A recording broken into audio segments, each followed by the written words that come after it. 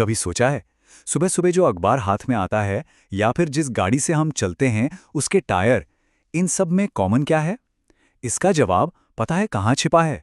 हमारे देश के भारत के घने जंगलों में। तो आज चलिए भारत के दो सबसे जरूरी, सबसे इंपॉर्टेंट फॉरेस्ट बेस्ड इंडस्ट्रीज, कागज और रबर की दुनिया में चलते हैं। हाँ, सुनने में थोड़ा अजीब लग सकता है ना, लेकिन सच तो ये है कि हमारी रोजमर्रा की कितनी ही जरूरतें वो सीधे सीधे जंगलों से जुड़ी हुई हैं। तो चलिए आज इसी मजेदार कनेक्शन को थोड़ा और खोदते हैं और देखते हैं कि ये इंडस्ट्रीज हमारी लाइफ को कैसे शेप देती हैं। तो आखिर ये फॉरेस्ट बेस्ड इंडस्ट्रीज हैं क्या? डेफिनेशन बहुत सीधी है। ये वो इंडस्ट्रीज हैं जो अपने कच्चे माल मतलब रॉ मटेरियल के लिए पूरी तरह से जंगलों पर डिपेंडेंट है। बस यही एक चीज है जो इन सबको एक साथ जोड़ती है, फिर चाहे वो कागज बना रही हो या रबर। तो ठीक है, अपनी कहानी शुरू करते हैं कागज इंडस्ट्री से।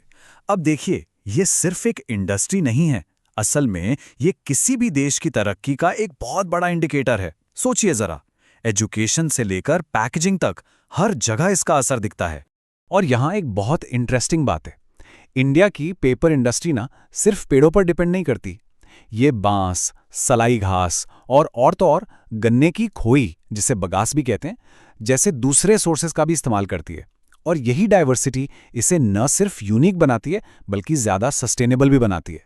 वैसे इस इंडस्ट्री की हिस्ट्री भी काफ़ी उतार चढ़ाव वाली रही है। 1832 में जो पहली कोशिश हुई थी वो फेल हो गई, लेकिन फिर 1870 में एक सक्सेसफुल मिल के साथ एक नए दौर की शुरुआत हुई। पर असली रफ्तार तो इसे आज़ादी के बाद ही मिली, जब इसके प्लान डेवलपमेंट पर सीरियसली काम शुरू हुआ।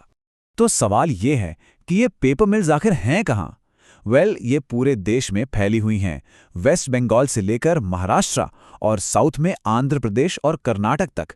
ये स्टेट्स पेपर प्रोडक्शन के मेन हब हैं और इनकी लोकेशन इस बात पर डिपेंड करती है कि रॉ मटेरियल और मार्केट दोनों कितने पास हैं।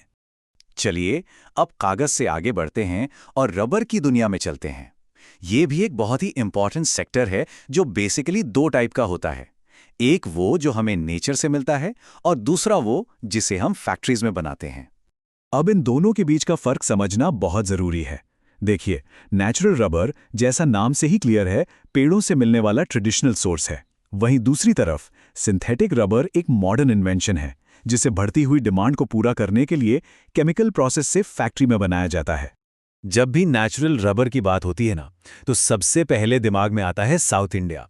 केरल, कर्नाटक और तमिलनाडु, ये तीनों स्टेट्स मिलकर देश का ज्यादातर नेचुरल रबर सप्लाई करते हैं। कह सकते हैं कि ये एरिया इस इंडस्ट्री का हब है, इसका दिल है। लेकिन कहानी यहीं खत्म नहीं होती। अब रबर की खेती अपने ट्रेडिशनल इलाकों से बाहर निकल रही है। महाराष्ट्र, ओडिशा और तो और नॉर्थ ईस्ट के स्टेट्स और अंडमान निकोबार जैसे नए इलाकों में भी फैल रही है। और ये इस इंडस्ट्री के फ्यूचर ग्रोथ का एक क्लियर साइन है। और सिंथेटिक रबर की स्टोरी में एक बड़ा टर्निंग पॉइंट तब आया जब उत्तर प्रदेश के बरेली में इंडिया की पहली सिंथेटिक रबर फैक्ट्री लगाई गई। ये भारत के लिए इंडस्ट्रियली सेल्फ रिलायंट होने की तरफ एक बहुत बड़ा कदम था। अच्छा, तो जो फैक्ट्रीज कच्चे रबर को टायर्स, ग्लव्स और दूसरी चीज़ों में बदलती हैं, वो कहाँ हैं? वो स्ट्रैटेजिकली हुगली बेसिन और मुंबई के आसपास के इंडस्ट्रियल एरियाज में हैं। क्यों?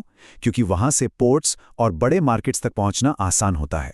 राजस्थान और केरल भी इस इंडस्ट्रियल नेटवर्क का एक इम्पॉर्टेंट हिस्सा हैं।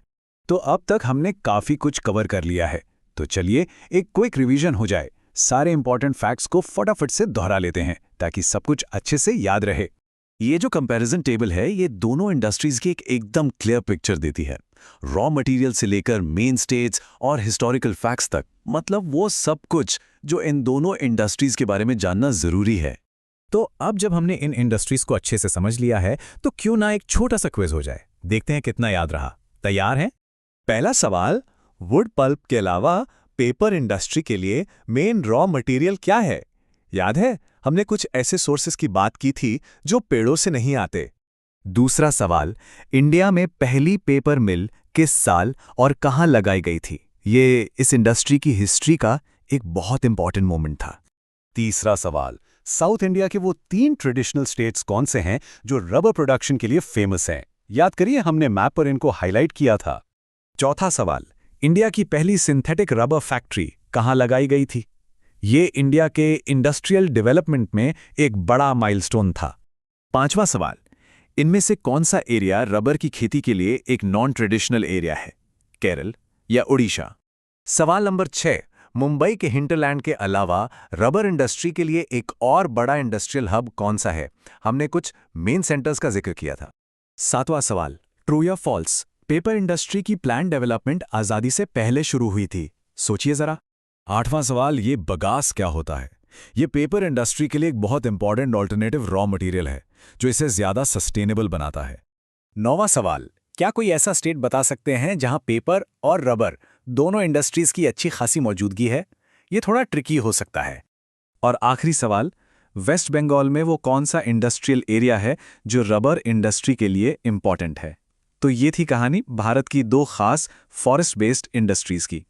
उम्मीद है इस पूरी बातचीत से ये समझने में मदद मिली होगी कि इनका हमारी इकॉनमी और रोज की जिंदगी में कितना बड़ा रोल है। हमारे साथ जुड़ने के लिए शुक्रिया।